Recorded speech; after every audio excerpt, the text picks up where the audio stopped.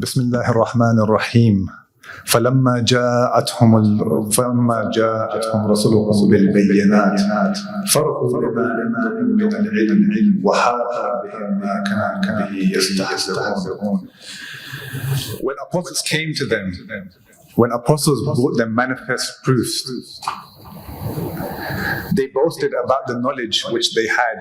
They were happy about the knowledge which they had, which they possessed, but they were besieged by what they used to deride, that which they used to mock.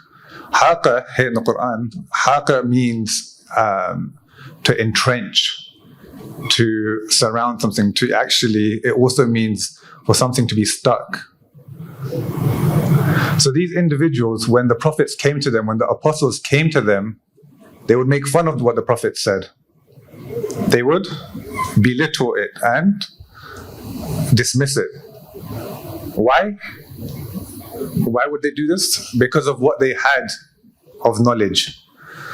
These individuals that the Quran is speaking about were people who, because of the knowledge that they had, because of the accomplishments that they had, they saw themselves needless of what the prophets were saying. They found themselves needless of the messages that the prophets were conveying. And so they mocked them.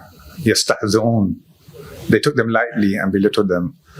Interesting though, the Quran, it doesn't just say that they mocked them.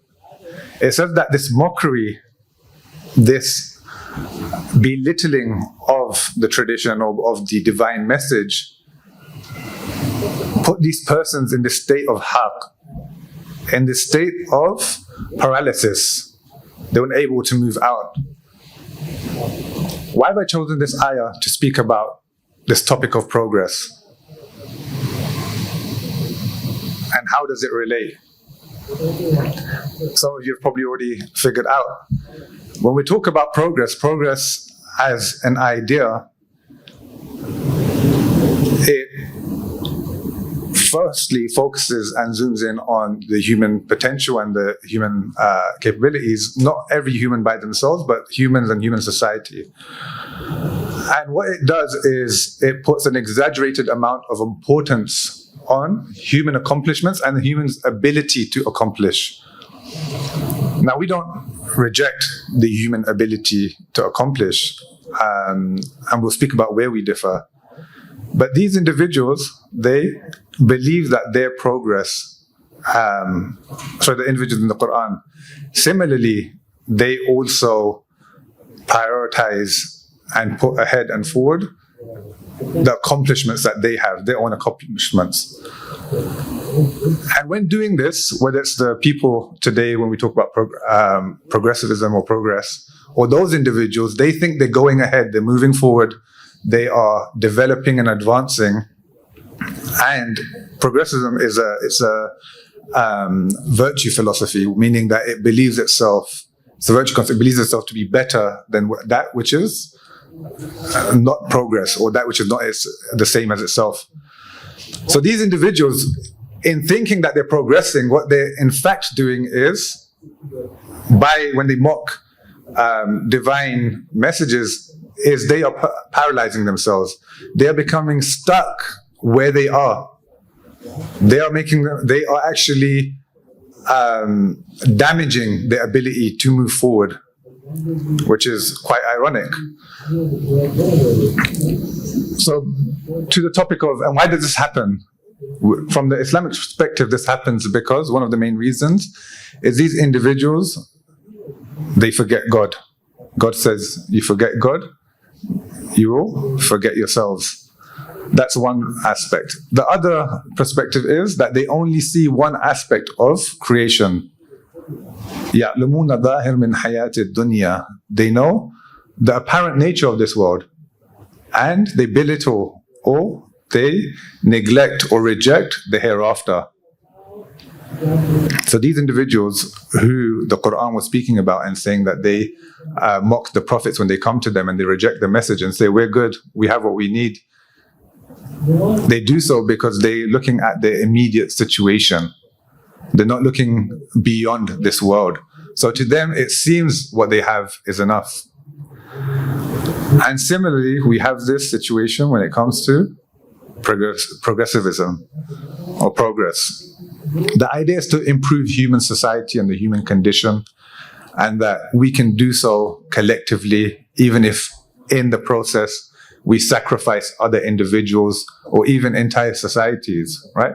Because in the philosophy of progress, as long as you are moving towards the final goal of becoming better and improving, it doesn't matter if in this forward movement, people are sacrificed. They are a sacrifice for the cause. In fact, with progressivism, it doesn't matter if entire societies are sacrificed for the progress of society at large, or for the world at large, or for even some communities, right? And we can speak about that, inshallah, as we go along. So, those who argue for progress, I mean, and it's not a monolithic view. There has a whole spectrum. There's different ideas about the laws that govern this philosophy, and it's the extent of its universalism. Hopefully, we'll touch on some of these as we go along. But those who argue for it, they say that success and happiness and human perfection lie in increasing our information and doing things more effectively. That you are happy and you are successful if you are able to accomplish a task more effectively. Right? And what do we mean when we say more effectively? With less effort, with less difficulty. If you're able to do this, if human society moves towards a direction where we are able to accomplish things with less time, with less effort, then we're going in a good direction. And it sounds good, right? And we'll speak, inshallah, about to what extent this is beneficial in practice. In theory, it sounds good. So progressivism, it depends on a very particular narrative. There's an idea called universal history, and it views all of mankind as one whole, coherent unit that we can analyze from beginning to end, and we can say that there is a progression in all of humankind, and they're moving in this direction. And everything that everyone is doing is moving humankind to one particular direction. There's a level, in some progressive ideas, there's a level of determinism as well, that there's a determined goal, that we're all going through one particular goal. And there's several views about the laws that govern progress. So, for example, some of the philosophers argue that the development of ideas over time, so ideas being stacked upon ideas, leads to progress. So you have ideas from the past. We had Plato, we had Aristotle, we had Socrates, and then after them we had the next generation of philosophers, and those philosophies went to other lands, and then philosophers of those lands built upon those philosophies, and ideas upon ideas. This leads to progress. That's one view about the laws of progress. Another is that growth is created by means of that production, the desire for production and producing more, is what pushes progress, the desire for progress. Thirdly, and this is Kant's view, is that progress comes about because the human being has a need to engage with society because of the social nature of the human being, wants to engage in society, but at the same time, the human being also doesn't want to fit in. And this is an interesting observation, because they say this is about adolescents, the people in the adolescence, that they fight between the need to fit in and the need to stick out. And so what Kant is arguing is that this same idea, the need to want to be part of society, but also the need to not box yourself in, causes progress. How? So the individual doesn't want to be alone. They see a community, they see a society, they want to find a place for themselves. But they don't like all the rules. They don't like all the tashrifat, they don't like all of the customs. So they fight back, they push back. And this pushing back, but still, they don't say, okay, I don't like this, I'm going to walk away. What they say is that I'm here, Why should I walk away? I'm going to stick. And so they try to become part of it, but they try to change it. And when they try to change it, this contributes to progress. What we're talking about now is what causes progress, right? So it could be production. It could be this, the reality of the human. This is according to philosophers who accept this theory. Or it could be the development of ideas. And they say that this is what nature intends. Like there's a level of determinism. So we can't escape this. History is on its course and it can't be changed. It's going towards progress. Now, if you speak to some of these proponents of progress, and some modern day famous public intellectuals are very strong proponents of progress. Some may not openly identify that way, but we see through the ideas that human society has gone through a phase of process. It's continuing to go through process. We are better now than we were before. We're in a better situation, right? Progress touches on society, it touches on economics, it touches on, and it tries to cause change through the political mechanisms that we have. And this is, progress also says that morally we progress. We become more moral individual as time goes on. So not only do we become more educated, more intellectual, more able to produce better systems of economics and other things, but we also become more moral. 100 years ago, 200 years ago, 300 years ago, certain things were considered immoral or were considered moral that we now consider immoral. And the fact that a group or people or everyone considers something now immoral that was previously considered moral is a sign that there's been progress, and there's a progress in morality. So this is the general idea. Now, some proponents will say, look, if you look around the world, the level of, and this is how they'll judge, and they'll demonstrate that progress has occurred and why it's a good thing, that poverty and people dying from starvation has decreased. In the last few decades, people dying from starvation has decreased. Childbirth has decreased. Life expectancy has increased. And they'll give you these statistics, and they say all of these point to the fact that the human beings by themselves were able to collectively come together and push the world in a direction where they are progressing, like they've developed. What they're essentially saying is that human beings are showing that they're needless of anything else but themselves. That is the crux of the progressive idea. There are Christian philosophers who believed in the philosophy of progress and who promoted it, but it very quickly became secularized. So this idea that we do not need religion, we do not need any external force other than the human and human experience for us to succeed is essential to the philosophy of progress. Now, the first part was to, what we want to do here, inshallah, is we're going to make this into a discussion, hopefully. So I'll mention a few more points. Shaykh Abdulrahman will speak, and then we'll have a discussion, and hopefully we can open it up. So I'm not trying to cover everything. I want to leave some things for the Q&A because some questions will come up, and we want to tackle those together. So it's clear what the Islamic view is of this. If we put the Islamic view aside, if you don't want to take the Islamic lens, let's judge progress from a non-Islamic perspective.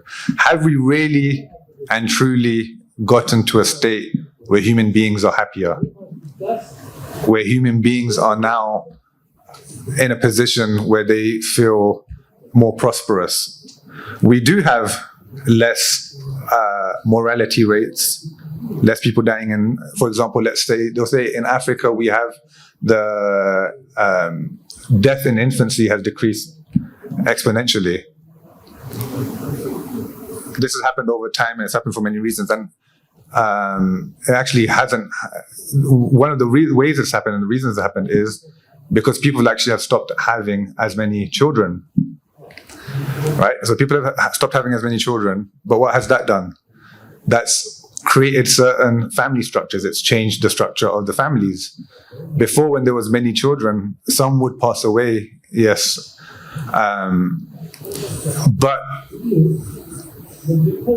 the responsibilities were distributed across the family. Now, though, if you also, for example, Progress will say that, look, we've made it easier for people in certain countries to commit to agriculture, to produce their produce much faster.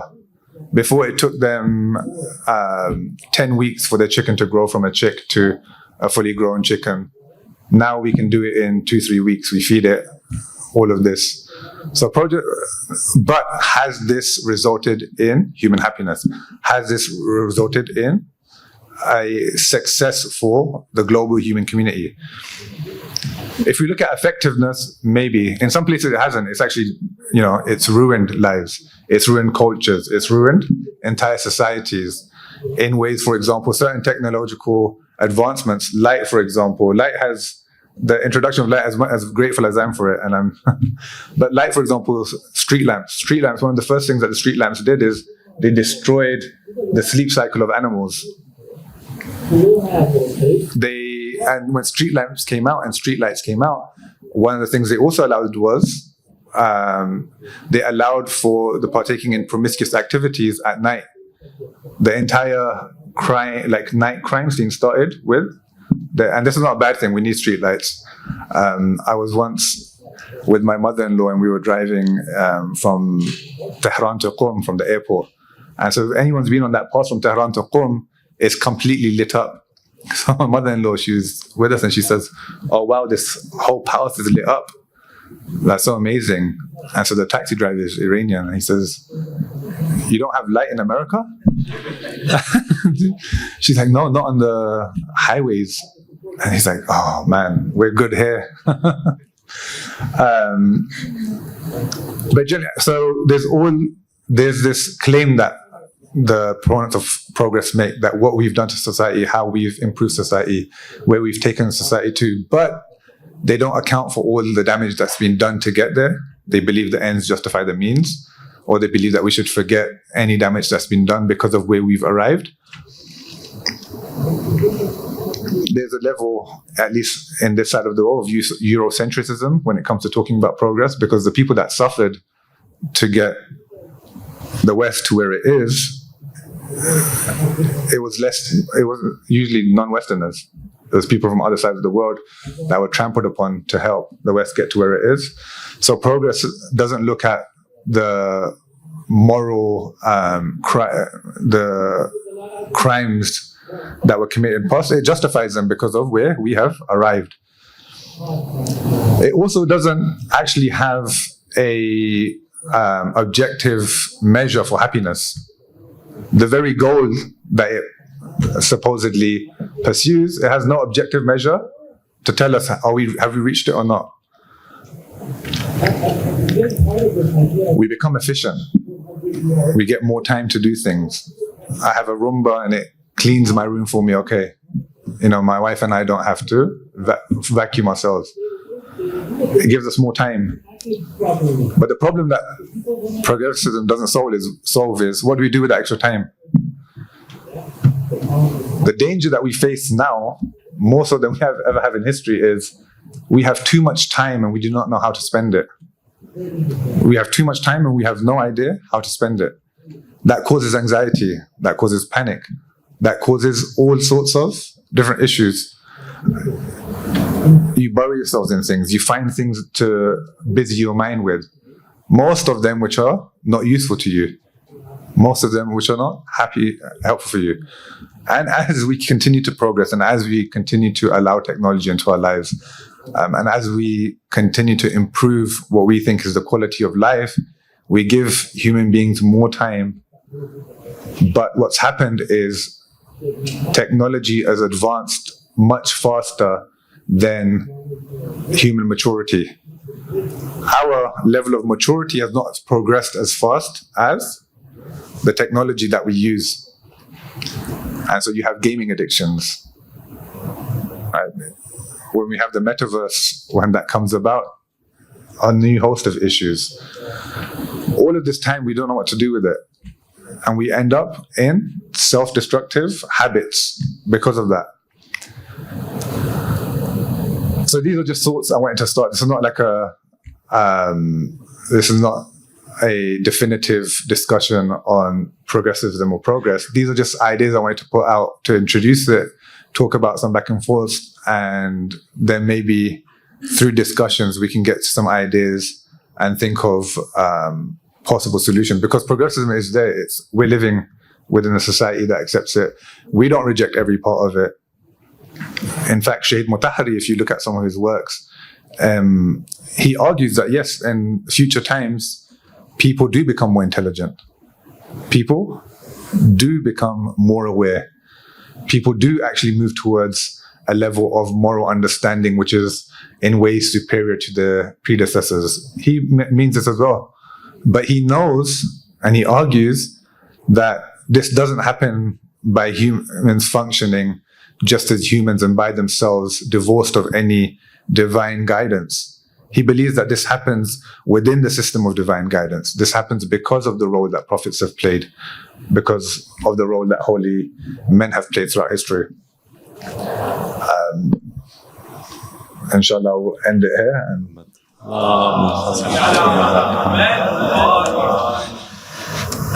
The topic that I'm going to be speaking about is, in a sense, completely tied with what the Syed was speaking about. Progress and sacred history kind of relate to each other in one sense. Because when we come to sacred history, first of all, we have to define our terms. Whatever we talk about, the first thing that we have to do is we have to decide or agree upon the definition of the terms that we're talking about. So we have sacred and we have history. What are these in order for us to speak about them? You know, a lot of discussions that happen between people, you know, think they're talking about the same thing because there's a title called progressivism or progress, and you have a huge debate between different people, yet they don't define the term in a correct manner or in an agreed upon manner, and it turns out that they're not even talking about the same thing. So what we're going to do at first is try to define the terms. We have sacred and we have history. Sacred, in general, would mean something that's not profane. And this is not really defining it. This is just saying what the opposite is in order for us to understand what it could mean. Something profane is something ugly, something that's not good. So sacred would involve beauty, goodness, and even something from the divine. Something holy. So something that's profane is not holy. Something profound or sacred would be holy. So we have that as the first part, the first component. The second one is history. And when it comes to history, this has been a problem since the beginning of history, defining what history is. You have so many different definitions, a lot of different schools, philosophies, ideas revolving around the understanding of history. Now, when you think about it, why is history so complicated to understand? What's complicated about history? History is self-evident. It's just studying the past, right? That's, you know, what happened with the Romans, what happens with the Aztecs. This is all part of history. Well, no, it's not that simple. History has been a subject of controversy. How do we understand events and how do we understand this passing of time? And the reason why it's complicated, or one of the reasons why, is because history is related to the idea and concept of time. And that's where the problem begins and initiates. What is time? What's the reality of time? And until this day, as human beings, we don't have one understanding or agreed upon definition of time. What is time? Why do we experience something called time? Is time the passing of minutes, the passing of hours and days? Well, these are all ideas that we've invented, right? Outside, there's nothing called time. There's no minute, there's no hour, there's no day, there's no month, there's no year. These are things that humans have placed. They've said, okay, when the earth revolves around this, when it turns around and it goes around this, we'll call that a year. But in reality, time does not exist outside of our mind because humans try to make sense of things. We call this a microphone. You know, if you have a cat and it walks in here, it would not call this a microphone. Believe me, I have a cat and it never called this a microphone. So animals don't perceive things the way humans do. We like to compartmentalize concepts, think about ideas. You know, we invented mathematics. Math is the same thing. It's an abstract science. We invented numbers. We say this is 1 and this is 2. But in reality, what is this? It exists as it is. It's not a 1. And this is not a 2. But I called it a 1 and a 2 because I want to count things, because I want to make sense of things. So because time is one of those things that we don't know, we don't understand, we're trying to make sense of it, the idea of history also becomes controversial. So as the Syed was mentioning, when it comes to understanding time, are we moving towards something? Or are we just moving towards nothing? Or are we not moving at all? How did the universe begin? If it began, what was before it? Was there time before it? Was there no time before it? If it began at a certain time, then there must have been time before it, then that's time also. You see how it gets confusing? It gets very confusing. So God doesn't exist in time, yet we exist in time. He's aware of us, but he's not in time, yet he is in time. So a lot of questions, a lot of things, and I'm not here to confuse you, although, it can't help but confuse all of us, but this is the nature of this topic. And we're here to, first of all, get confused, and secondly, try to remove this confusion if we can, hopefully say it. We're going to try that. We can't promise that we're going to do it, but it's an attempt that we're going to do. So, sacred history, the understanding of history. There's many different theories. We're not going to go through all of them, but I'll give you a few examples for you to see how humans have understood the progress of history differently. I'm going to start with one view of history called the cyclical view. So these individuals or these thinkers think that history and time goes in cycles. There's the beginning of a cycle, and that cycle progresses to a certain point, and then it begins to regress until it reaches the beginning, cycle ends, another cycle begins. This is one view of history. In Hinduism, for example, you have this understanding of history. And of course, there's a lot of consequences to this idea. Because when you begin a cycle, you begin in a state of perfection, of purity as human beings. You're, up and you're above everything. And you develop a little bit and then you begin to regress. So you hear, for example, in Hindu the philosophy or understanding of things, you're living in a dark age. This is they divide it into 4 ages. The dark age is when people disconnect from spirituality, disconnect from the truth, disconnect from God. Society becomes corrupt, and then it destroys itself, and then that's where the cycle ends. Then a new cycle begins. And, so on and so forth, and it goes on and on and on. That's one view and understanding of history. And you can see there's consequences to that. If you think that as time passes by, human beings begin to regress, you start interpreting what happens around you as a sign of regression, not as progress. The invention of technology. Are we better than the people before us that didn't have this type of technology, or are we worse? Well, if you adopt the cyclical point of view, you can say, well, no, technology is actually a bad thing. This is a sign of our regression. This is a sign of our corruption. Because we've invented machines and we've made the world a quantitative reality instead of qualitative, then we've become worse off as human beings. The people before us, you look at the Aztecs and the Mayans, and you look at the ancient Egyptians and all these civilizations that had built these pyramids and these structures that are aligned with the stars, and so many profound ideas. They were connected with the universe, connected with the planets and the stars, and they had so many symbols that they spoke about. Death had a very special meaning to them. Life had a special meaning to them. Family, farming the ground, prophecy, connecting with the spirits and the angels. That was the civilizations before.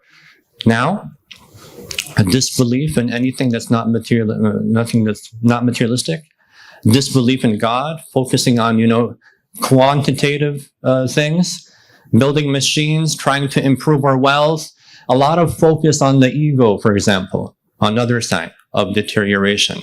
This is their idea and their thought. On the other hand, you have those people who view history as a linear thing. So it moves in a straight line. It's not a cycle where it has a beginning and an end. No, it begins, let's say, at 0, and it moves forward in progress, as the Syed was speaking about.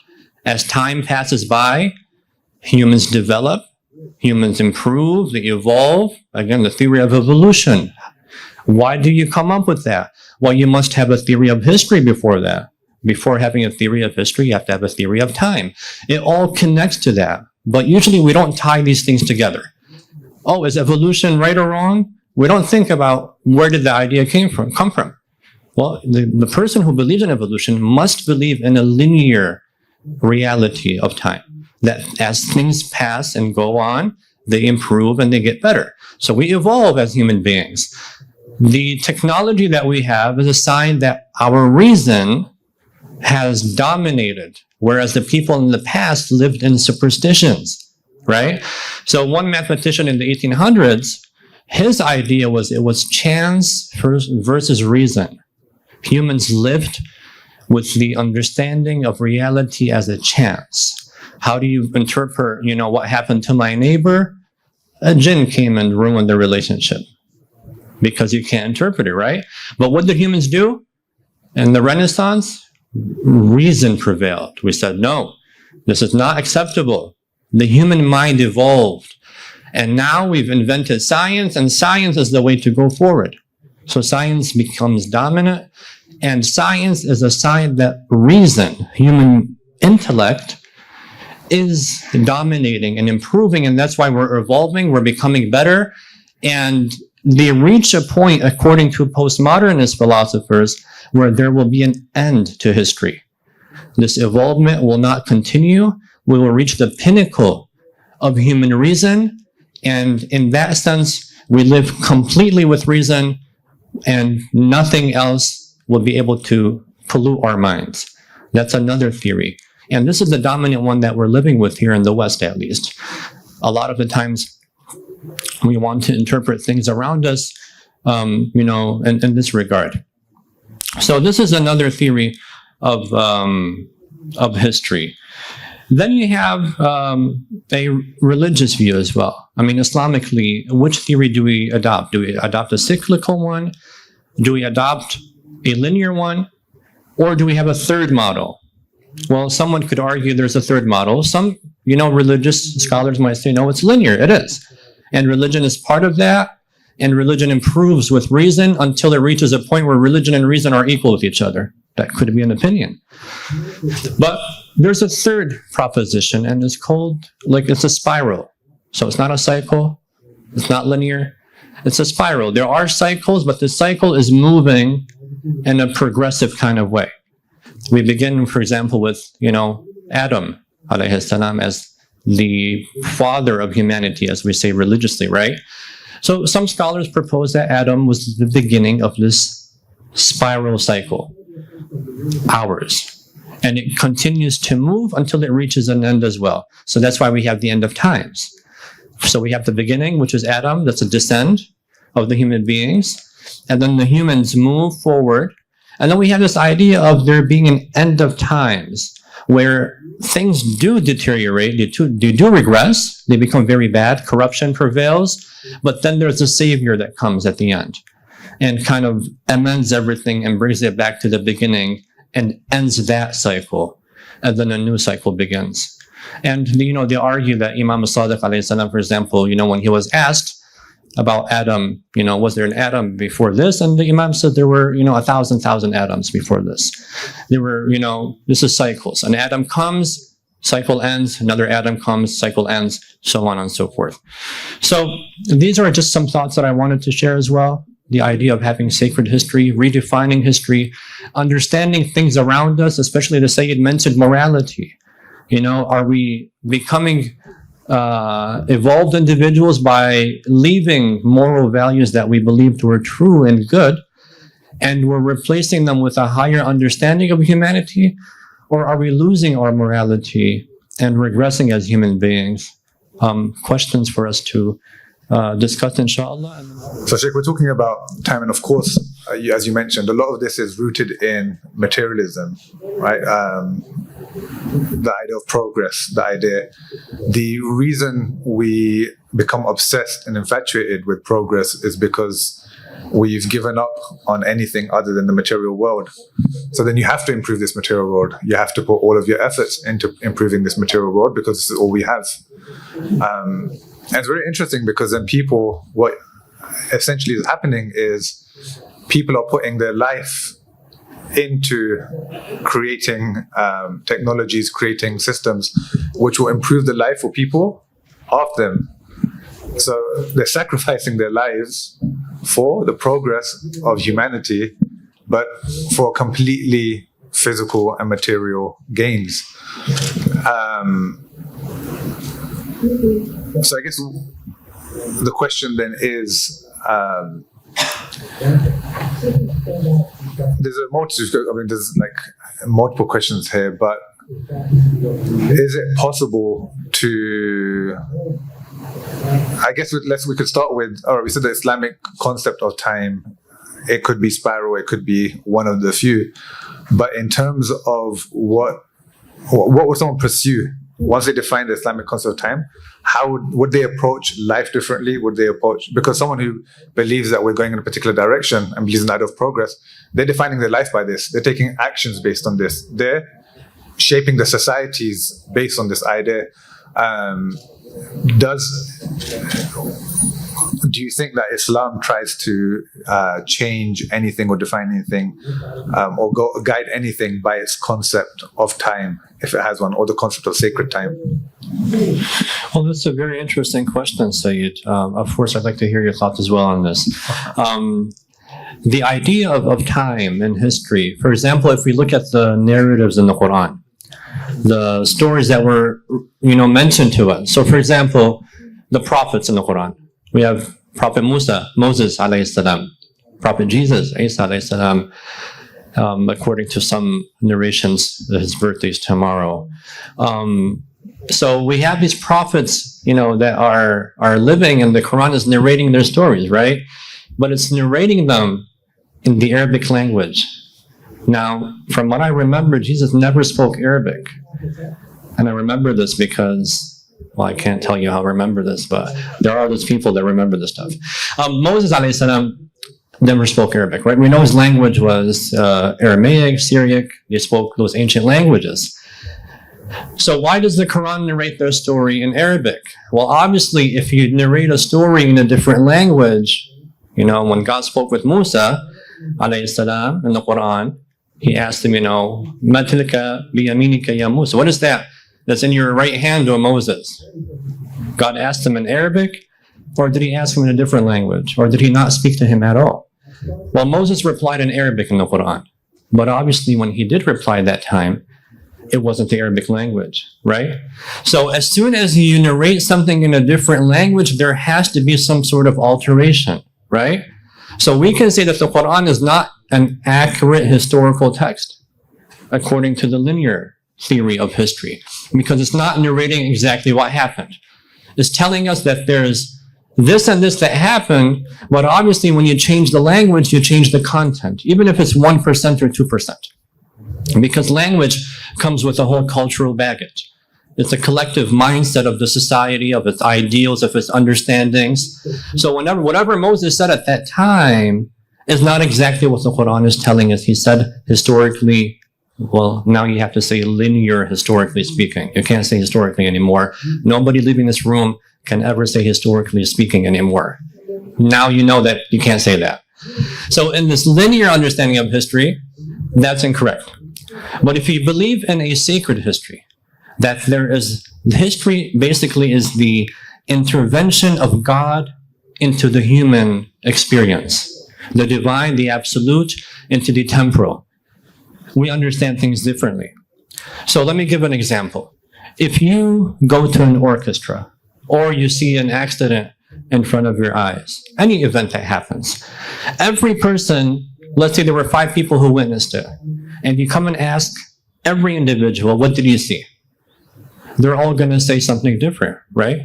No one's going to say the exact same thing, even though the event that occurred in the physical world was one. But our understanding of it, our interpretation of what happened differs from one person to another. Now, when it comes to why the interpretation differs is because our natures differ. I might be looking at the event from an economic point of view.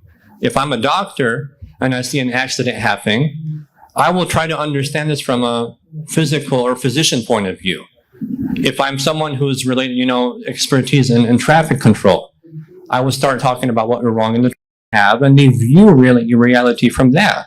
So this is the subjective point of view, right? We're subjective individuals to a certain degree. When God speaks about things, obviously God is trying to give us a point of view that's centered in the divine, not something that's subjective according to our emotions and our understanding. What God wants us to understand with Moses is not the words that came out of his mouth, but the reality, the divine reality that manifested at that moment, which was this truth that was revealed. Whether people witnessed it with their eyes or heard it with their ears is something else. These are all physical phenomena. But there's a truth, a reality that manifested in this world. And this is what God wants us to focus on, that divine point of view. And this is to be achieved, religiously speaking, by divorcing ourselves and detaching ourselves from our limitations as human beings. Our thoughts, our ideas, our biases, and all these things that limit our point of view about things. If we remove ourselves from this, then maybe we're able to see that divine intervention in our lives and throughout time and through history. And so. And I think you did everyone a favor by people were thinking, why are they talking about progress and history?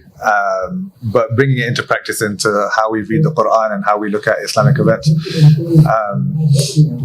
You read, like, for example, Imam Ali says, look back at history. Look at what happened he doesn't say look at the history, he says, look what happened in the past. But he didn't have a history book with him. Imam Ali there was no history book. As far as we know in Medina at the time, the idea of written history wasn't even a phenomenon at the time. So what was he referring to? Was he saying, find yourself a historian and tell them to list out the details of everything that happened, all the conversations that took place, who went where first, where they stopped? Is that what he's telling you to look for when he's telling you to look into history?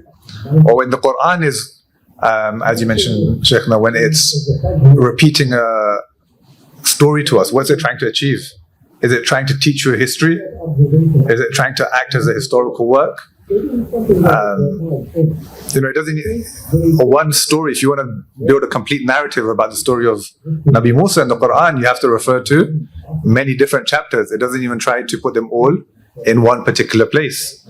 It tells you the story of Nabi Isa. It doesn't mention it all entirely in one particular place. It puts pieces somewhere and pieces elsewhere. From a historical perspective, this is counterproductive if you want to think that history is important and knowing the facts and details. And those kind of those issues is what we're looking for when we look at the past. Then the Quranic model is counterproductive. So that raises an interesting question for us. And what exactly is important about the past? Because we're connected to the past, right? We're connected to the past. We can't escape that. We're living with decisions made by people 10 years ago, 100 years ago, 1,000 years ago. We're all impacted by those decisions. As simple as being here is existing. Two people, we were all produced. The lifestyles that we live, they're based on one person or a few people came together, created a philosophy, built upon a philosophy. That philosophy disseminated into society. Structures were built based upon that. So we're impacted by the past. But what is the Quran trying to do when it tells us to look back in the past? What is the goal there? Is it telling us to look at history? And this brings a really interesting question now, because right now, for many of us, we're surrounded by these ideas of questioning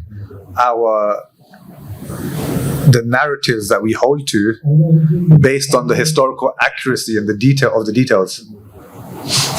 The entire legitimacy of the narratives that we hold to is being tied down to the veracity of each individual detail. But this has never been the case. As you mentioned, first of all, history was never a group project. One person wrote it down, and people either accepted it or not, but at most they went around and spoke to people, or they looked at other sources and they created it. But it wasn't signed off by everyone. It's not that everyone came in together, sat down, worked together on one project. One person wrote it, so it has the element of subjectivity. So what justifies our beliefs in these traditions and these ideas? Is it the accuracy that we can pinpoint every single historical detail and limit that? Or is there something else that we're trying to tap into? Sheikh's looking at me like, I don't want to answer that.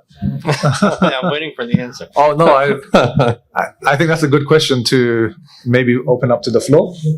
And we can see what people think. Like, what are the benefits of, for example, these historical narratives without all the details? Do you feel now that the story of Nabi Yusuf is not useful for you because you don't know exactly what happened, where it happened, all the details?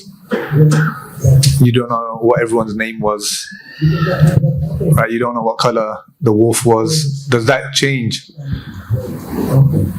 And it sounds funny, but when it comes to some of the events that we speak about today, we require that level of detail for us to say it's authentic or not, right? Someone says, how do you know that conversation took place?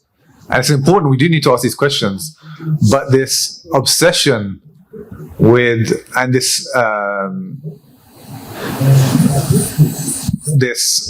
desire to make synonymous the idea of having every single fact verifiable, being linked to its truth and it being true, is something which is very new to our era.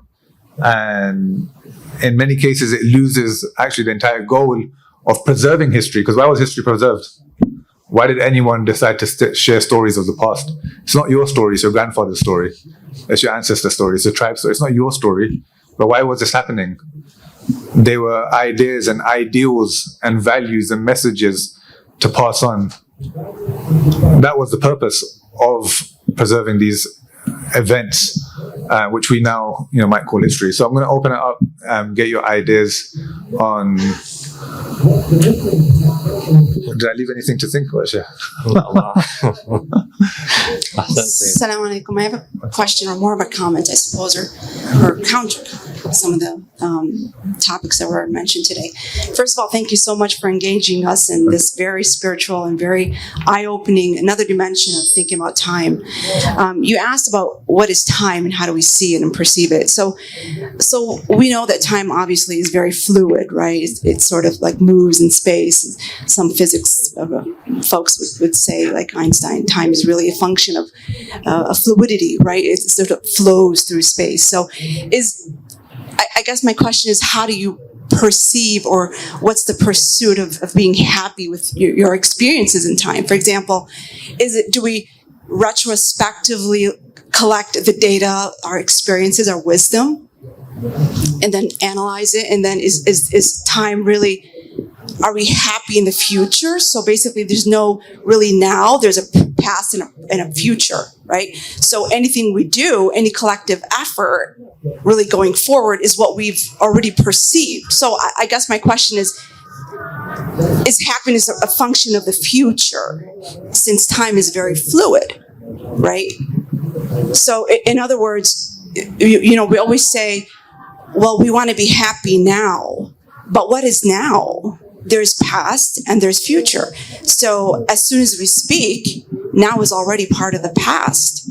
So what's the pursuit of happiness? Is it really going into the future and just, again, collectively examining our history and our experiences and taking that forward? You said Imam Ali alayhi salam never had a history book, right? So is it really a collective effort of points in space that time flows through, and is that the pursuit of happiness? Does that make sense?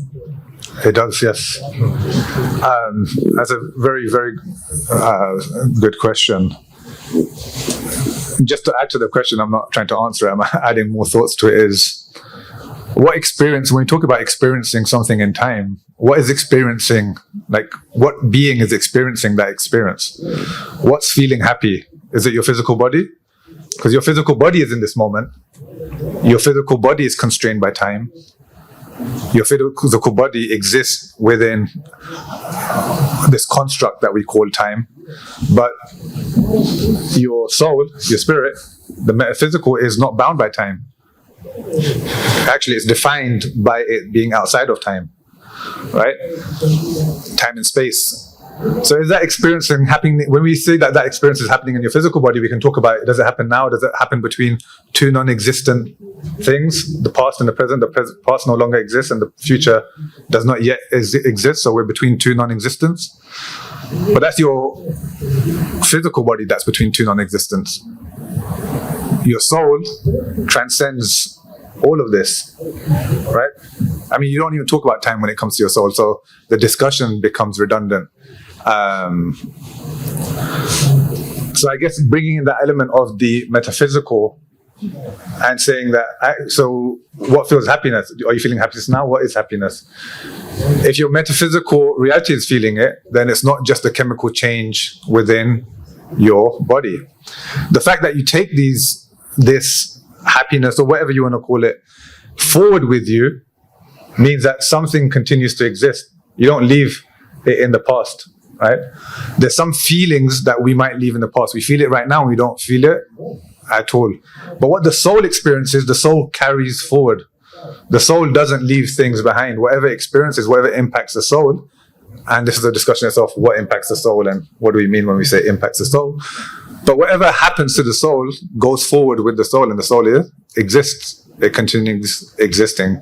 As Syed Suleiman said this morning, that you were created for continued existence, baqa, and not for la lil fana, and not to be annihilation, for annihilation. So I just added some thoughts to. Do you have anything? Thank you. No, that's a good answer, Syed. I'd like to engage with that just for a little bit as well, just to add on what the Syed was saying, or try to see if I understood correctly what he was saying.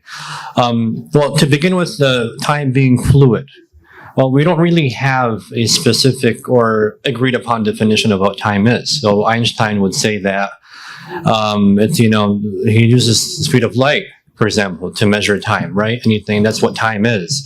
And that's, to us, that's at least a physical observation of light.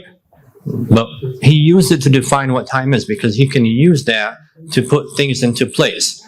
As long as you're in a, place where there's light, you can track certain things using that light. But when it comes to experience, when you're sitting somewhere and you're very bored, you're waiting for the doctor's appointment, and you're in that office, and it's only 10 minutes, right? But it feels like it's an hour. Like, when are they going to call me, these guys? I've been here for 5 hours, but really you've been there for 5 minutes. But you feel it was 5 hours. But imagine you were doing something that was fun. You were excited, you were enjoying your time. That 5 hours that you have, so, oh man, it felt like it was 5 minutes, right? But it really is those 5 hours that passed. So why do you experience 5 hours as 5 minutes in one instance, and you experience 5 minutes as 5 hours in another instance? This is something that as human beings we can all agree upon. We've all been in this situation. So is the reality of time experiential? Is time something that's experienced and not something that exists outside of us? Is it just within us? Is there some sort of unfolding that happens of certain truths or realities that make us think that this is time. So all of us could have our own clock. Now we call it an hour, but within this hour, I could have experienced my 7 hours, and you could have experienced your 15 hours, right? So time might be something that's experiential, something that we, relate to metaphysically, as the Syed was saying in his comments. In one hadith, the Imam says, I'm surprised that a person who's worried about something that's gone and something that hasn't happened yet, something that didn't occur yet, and something that it's gone out of existence in a way. And that's the now that we're talking about. You're really living the now. Everything else is just in your mind. There's no tomorrow and there's no before. They're gone. They don't exist. All that exists is now. What you think was in the past is an imagination of what it was. What you think is going to happen in the future is an imagination of what it is. It's all in the mind. The past doesn't exist, nor does the future exist. It's only now and the unfolding of the now that exists. So in reality, we're living in the moment all the time. What is that experience we have as human beings that we change our experiences, we transform our experiences to other experiences. That's all we're doing. We're just constantly in a moment of change and experience. And this is, how sometimes we can tie divine knowledge to this. Does God know about the future, for example? Well, let's say the future doesn't exist. So how can God's knowledge be connected to that, right? That's one question we can have. So, of course, there's an answer to that. It's not just like, I don't just come up with a question that ruins, theism, proves God's non-existence. No, theologians talk about this, try to understand what the meaning of time is in the future, because that ties to God's knowledge as well. Does God know the moment truth, which everything exists in, but we're not aware of? So just a few thoughts also to add on. Yeah, if you want to add something to that, there's a please. question back there. Yeah. Thank you. Jazakumullah khair. Assalamu alaikum wa rahmatullah. I had a question regarding time, or what your thoughts are on time. Obviously, we in Alam al-Mulk, we understand, this, we have some understanding of this time. There are some narrations that give an understanding of time in Alam al-Malakut, but that the time will stop in Alam al-Jabarut. So what is your perspectives on time after, upon entering the grave and after, and afterwards, inshallah, because as I said, we have some riwayat and there are some ayat that indicate upon this. Jazakumullah khair. I'll let Shaykh Abdulrahman answer that. He's more familiar with the other awalim. But the interesting thing to add to that is, when we speak about, for example, the famous hadith that we all hear, that tafakkur sa'at, and that thought for a sa'a in Arabic actually doesn't mean an hour. In modern standard Arabic, we translate it as an hour, but it means a moment. Sa'a in Arabic is, so when you're doing the dua faraj and you're saying fi hadhihi sa'a wa fi kulli sa'a, you're not saying in this hour and every hour, you're saying in this moment and every moment. So thought for a moment is equivalent to worship for 70 years. Time is being used. A moment of worship, 70 years a moment of tafakkur, of contemplation, 70 years of worship. Now, a lot of people, they understand that to just mean value in the reward. But one interesting concept here is it's talking about this, it's introducing time in a way that we don't usually think about it.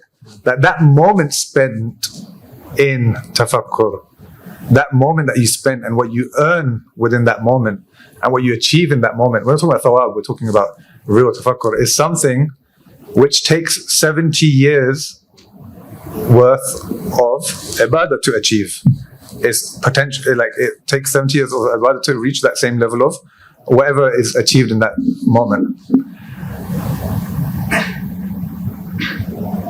This afdaliyah, what is the afdaliyah in? Is it in the reward that's achieved, or it's in the time that is spent? Is it saying that it's a different type of time?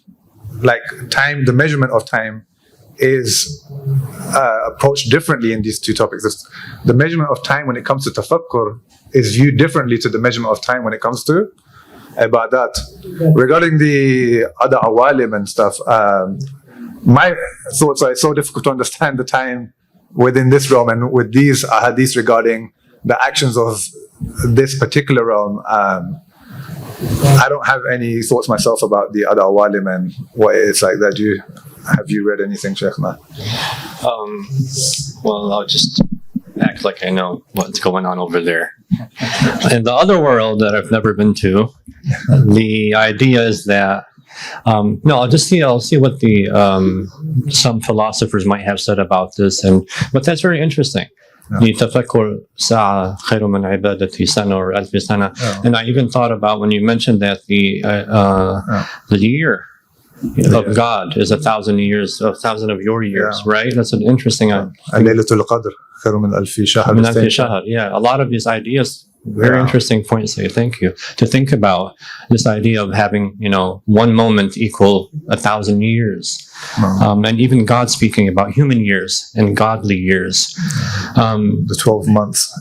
Ashar inda Allah. It's not Ashar. Yeah. It's, God actually says, he kind of approves our categorization of time or our usage of time to a certain degree. We're not saying we can't use time, we're shooting use time. Time is something we have to use in the physical world the way we're using it. The other worlds, now, it seems from our text that when we move from one realm to another, we don't only have a physical world and it turns completely metaphysical. There's a sort of progression, let's call it progression or transformation, that we begin in a certain reality and we descend from that spiritual reality from the highest realms and we descend to Alam al-Malakut, Alam al-Jabarut. These are different realms. And each realm has a different type of reality. So for example, after we die, we don't immediately become completely spiritual. There's a process, there's a transformation. According to Mullah Sadr at least, the human descends as a pure soul, becomes a physical reality. Now, Mullah Sadr, for example, doesn't see that there's a duality. He doesn't see that the soul and the body are two different entities. Ibn Sina does, and other philosophers do. But Mullah Sadr says, no, it's actually the soul, when it descends from the pure metaphysical reality and slowly reaches its lowest form, it becomes physical. So what we are here is we are the soul in a physical form. And so we experience with our bodies, with our spiritual reality that's descended, we experience this reality of time. It's an illusion. It's not real. And as we ascend again, we start losing that experience of this time and slowly move towards the complete spiritual form that we're supposed to return to. And that's where that experience completely goes away. So as you pass through the realms, you still have a sort of experience that's related to that realm. You would experience time to a certain degree. If you're, for example, our hadith about Alam al-Barzakh or Alam al-Qabr, the world of the grave. When you die, we say that the souls visit their family members every Thursday night. So they're aware of Thursday nights as well to a certain degree. There is some awareness of time because they still did not completely transcend and become purely spiritual. That's just a little understanding of what I think would be. Yeah. There's a question over there. Or someone. Assalamu alaikum. I know this is more of a philosophical topic, but can we define progress from the Islamic perspective and then a practical approach to it in our daily lives? Thank you. Santum, that was my next comment was going to be that we don't want to make this all abstract. How do we relate it back to the idea of, we talked about progress, we talked about the problems of progress. One of the reasons for talking about time as well, and our discussion here, is to realize that in the modern the modern philosophy concerned with progress, it is so concerned and it is so obsessed with figuring out how to improve our lives and how to better every single moment we experience in this world, because it only sees this world. So it focuses all of its attention. And because it sees time as either linear, I think in the philosophy of progress, it's mostly seen as linear. It's linear.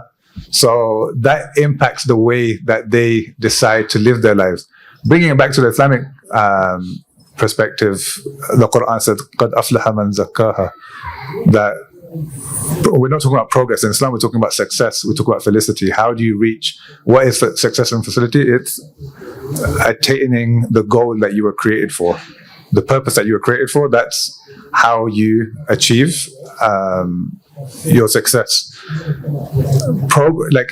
There's no concern with how the end of society will look like, right? We do have ideas about during the time of Imam Mahdi that the earth will be filled with justice. Like, that's a goal. That's let's not call it a goal. That's a destination that we have been given, that's going to happen.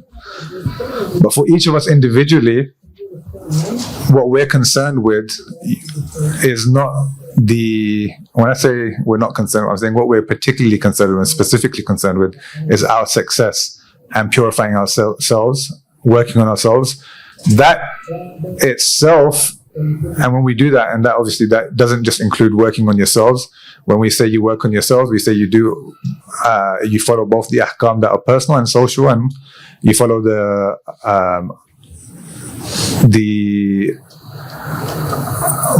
moral teachings which are related to your personal self and to the society you live in. Not the society you live in, sorry. The social moral values that Islam gives. If you focus on becoming successful in that way, then you create a cycle of success for future generations, and you go towards, you create prosperity for the future as well. We have this idea of historical good deeds and historical bad deeds. Historical good deeds are the deeds that you do that continue to facilitate greater good deeds after you and in the future.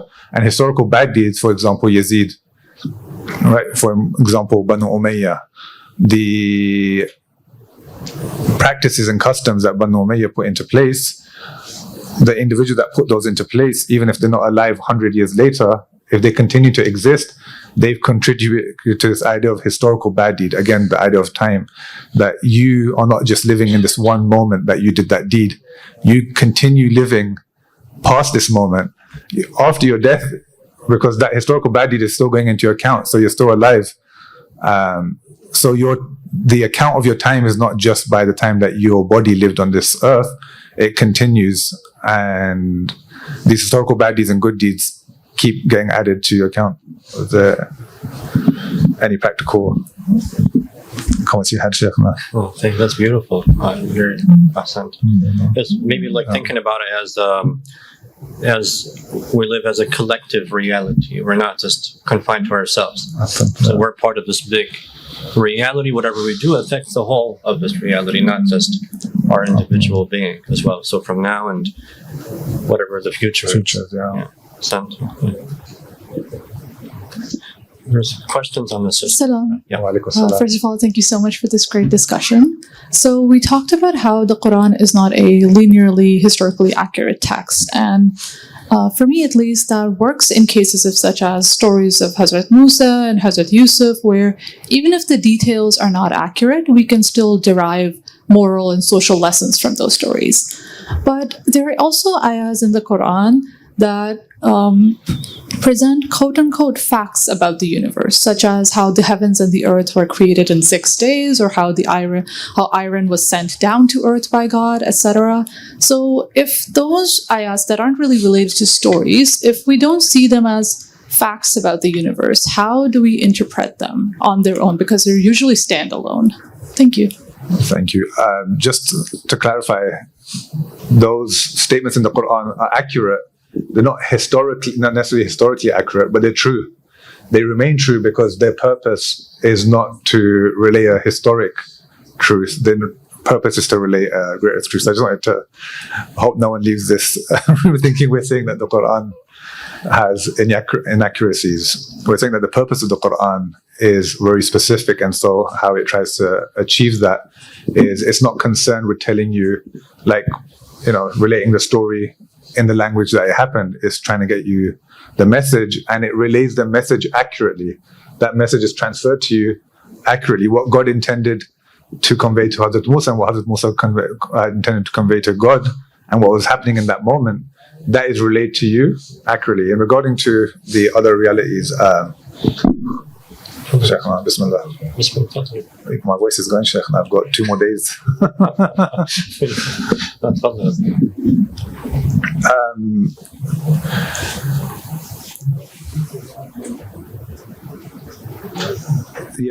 There's a few things, like some of these facts that the Quran speaks about and mentions. That's a really good question, and it's one that very pertinent to our current day, this particular society that we live in, that favors those kind of details and that kind of information and that kind of knowledge.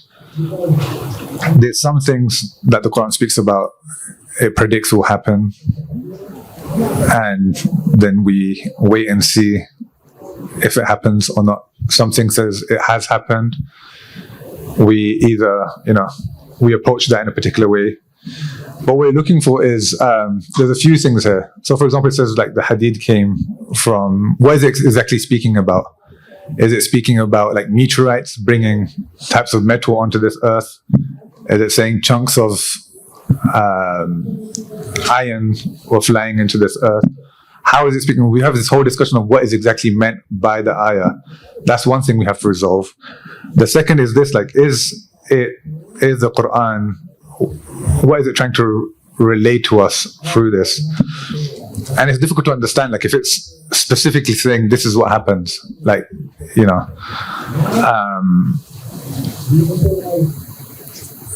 one issue we face is, again, back to the aspect of time, is we haven't figured everything out yet.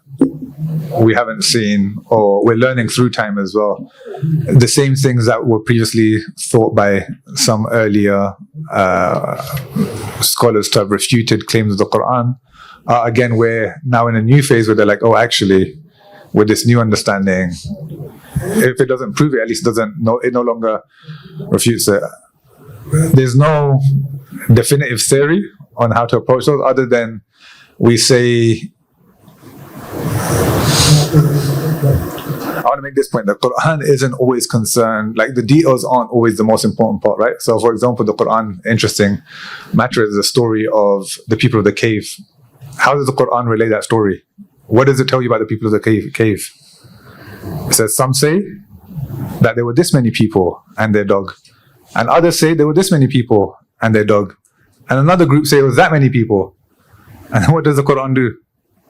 Does it give you the answer of how many people there were? No, it moves on. It doesn't give you the answer. It changes the focus on what's important. It says, don't lose the forest for the trees. Right? At the same time, we don't lose the trees for the forest. There's places where the details are important. There's a place where the details play a role. And there's places where these details are building up to take your attention somewhere else. You don't need to,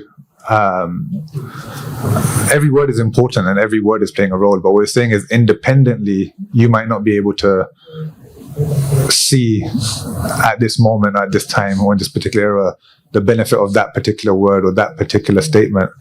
But yeah, your question, so I haven't answered your question. I'm not going to pretend I answered your question. There's no definitive, Lord say, okay, these particular ayat, we look at them that way. We're still figuring it out because we're dealing with a living and existing reality. We're seeing things around us. And interestingly, the idea of time was kind of introduced into Arab society, the Muslim Arab society, through God. يَسْأَلُونَكَ عَنِ الْأَهِلَّةِ. They ask you about the moon. The Prophet came in, the people in Arabia were farmers.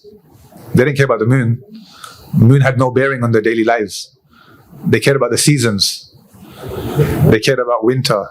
They would travel in the winter. They were tradesmen. They were tradespeople. They didn't care where the moon was. It was nice, yeah, sometimes they had some maybe they believe something about constellations and those kind of things, but they don't really care about the cycle of the moon in that particular way. They were more concerned about the cycles of the sun.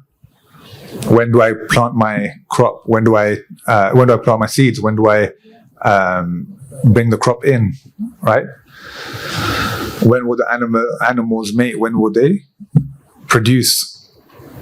But the Quran comes in, and the Prophet comes in, and he turns everyone onto the lunar calendar. And so the Jews were coming up at the time. The Jews in Medina were saying, "What is this? Why are you going after the moon? What business do you have with the moon?" Yes, they ask you about the moon. And then the ayah says that this is it was used as to identify the mawaqit. Do you want to expand on that, Shaykh? Like, it's used as an identity marker for certain things, and there's other reasons why that happened as well. But what I'm trying to say here is that the idea of time, in particular, like we see even God had placed an importance on it, but at the same time, and the Quran thought it was important enough to mention within it, but at the same time, we also see that it's not all the details that happen are important or are relevant. They might be important, but not always relevant for us to know or impact. Yeah. Well, that's very interesting, the idea of the lunar cycle and the switching of the calendar. Yeah. And I think we can, contemplate over that. Why was one calendar favored over the other? Why the moon cycle? Yeah. So it kind of teaches us to look at those verses in a way where, I could look at a tree, Syed could look at a tree, everyone could look at a tree, and we all view it differently. Somebody might enjoy the color of the tree. Someone might see, like that hadith where the Imam says that when we look at the sky, we see the throne of God. We don't see the sky that you're looking at. But it's because the Imam is immersed in the divine reality. He sees everything as divine around him. He understands the reality, the cycles of time. Everything surrounding the Imam and the Prophet is supposed to be divine. So the perception changes. So when the Quran talks about certain phenomena like of the physical world, it wants us to redirect our attention, as the Sayyid was going, from it being purely a physical reality and truth to something connected to the divine. And there must be a reason that this was unfolded this way, because at the end of the day, all of creation is the unfolding of the divine. That's what it is. So if we look at nature in that way, like the Native Americans, when they look at nature, they don't see nature as, someone living in the Bronx or something looking at nature. It's very different. Native Americans are very connected to the land, to the seasons, to the wind, to the sun, to the cycles of life. Animals are different to the natives, for example. And Muslims also, a lot of ahadith focus on this relation with his creation. We're both doing the same thing. We're raising an animal, we're eating it, we're drinking, we're breathing. As humans, we have the same exact functions, whether we're in China or the US. Well, I can't name certain countries now with less sensitivity. China's fine. Currently, yeah, they're good. Okay. Well, the US, Mexico, Guatemala, these countries, we're all humans. We live there, we eat, we drink, we breathe. Yet civilizations are different, thoughts are different, prayers are different, technology is different. Very different experiences we have based on how we connect and relate to that absolute truth. And I think that's what the Quran is trying to direct us to, as the Sayyid was saying, not specifically focus, was it created in 6 days or 7 days? That's not the debate that the Quran is concerned with. But it wants you to understand that things, for example, happen through progression, that God also acknowledges that in this reality, things do progress. Things need time. Today, you might be a bad person. God doesn't expect you to become good overnight. It could take you 6 days, it could take you 60 days, it could take you 60 years. That progression is something acknowledged by the divine, so that you feel at least that God is with you in this reality and expects you to understand that He knows that this progression is needed.